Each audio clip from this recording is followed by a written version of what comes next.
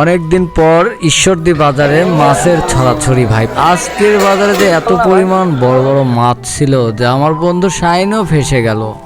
So much, নদীর মাছ, সব কিছু মাছ থাকছে। আজকে তো সকাল সকাল একদম গেট দিয়ে বের হয়ে বাবার একটু জিজ্ঞেস করতেছি কি অবস্থা, অনুভূতি কেমন। তো বাবা আমার অনুভূতি কি দেয় দেখেন। এই যে তাকাও তাকাও, দেখো এদিকে আসো, কোনে যাচ্ছো? হ্যাঁ আসো আসো, এদিকে আসো। সো তার চাউনিটা বুঝছেন, হাসি খুশি, সে তো মহা খুশি আজকে সে যাবে বাজারে, তাও আবার বাপের সাথে। তো আমরা ভাবতে আমরা রিক্সায় উঠে তো আমাদের আনখান স্কুলের সামনে দিয়ে আমরা অলরেডি মিস্টারের মোড় ক্রস করার সময় আমরা যে দৃশ্যগুলো আপনাদের দেখাচ্ছি সেটা আমাদের বাজারে যাওয়ার আগ মুহূর্ত পরে। তারপরে আমরা দৌড়াতে চলে যাচ্ছি রিক্সার পরে গিয়ে মিস্টারের মোড় ক্রস করার সময় দেখলাম যে বেটার অবস্থা কি দেখি। তো মিস্টারের মোড় ক্রস করতে লেগে দেখতেছি যে আমরা সামনের দিকে যখন আগাবো একটা দারুণ মাঠ, মানে এই মাঠটা কোন মাঠ বুঝতে পারছেন? এই মাঠটা হচ্ছে আমাদের ঈশ্বরদী পুলিশ ফাঁড়ি আমবাগান মাঠ, যে মাঠে রয়েছে নানান স্মৃতি জড়িয়ে খেলাধুলা সব কিছু।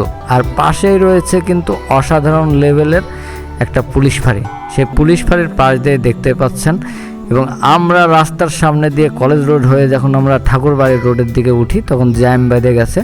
তো জ্যাম বাঁধলে আর কি করা, জ্যাম বাঁধলে তো আমাদের একটু নানানভাবে পদ্ধতি চেঞ্জ করতে হয়।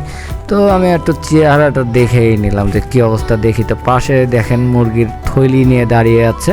এই মুরগিগুলোও কিন্তু বাজারে যাবে আজকে, সেই বাজার থেকেই কিন্তু আপনাদের পেটেও যাবে। তো তারপরেও আমরা চলে গেলাম একটা শুটকির দোকানে। তো সেই শুটকির দোকানে যে চাচারে জিজ্ঞেস করলাম, চাচা এই দোকান কি নতুন দিয়েছেন নাকি? আপনাদের ভাবি বলতেছে যে না, দোকানটা বেশ কিছুদিন আগে ভেঙে টেঙে এই নতুন করে নাকি শুধু এই শুটকির জন্যই দেওয়া হয়েছে। তো শুটকি যারা খেতে পছন্দ করেন তারা চাইলেই এই শুটকির দোকানে এসে আপনারা শুটকি নিয়ে যেতে পারেন, মনের মতন করে শুটকি হবে।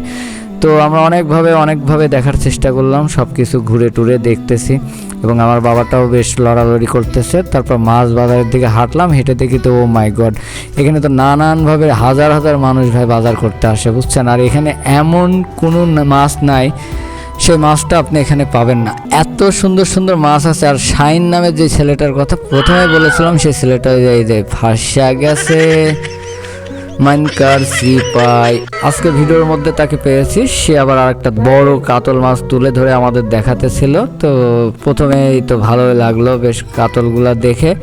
তো আমরা বেশ কিছু মাছ আজকে লক্ষ্য করব যে আসলে কি কি মাছ ঈশ্বরদী বাজারে পাওয়া যায়। তো এই যে দেখতে পাচ্ছেন নদীর মাছ, সম্পূর্ণ নদীর আয়ের দিয়ে, তারপরে চিংড়ি দিয়ে, ছোট মাছ দিয়ে, সব রকমের মাছ কিন্তু এই চাষা বেচতেছে। এদিকে সিলভার কাপ আছে, বাটা আছে, ছোট ছোট তেলাপিয়া আছে, পাঙ্গাস আছে।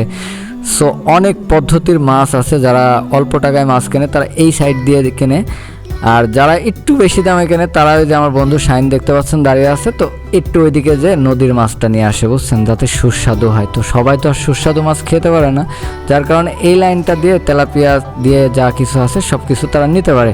তো এর ফাঁকে আমরা বাপ বেটা তো দেখতেছিলাম, আমার ছেলে তো মহা খুশি দেখে কী অবস্থায় কী হচ্ছে এগুলা। তো ওর মাথার উপর দিয়ে যাইতেছিল, তো আমি তো সবই বুঝতেছি। তো সব কিছু করার শেষে আমরা একটু মাছগুলো দেখি।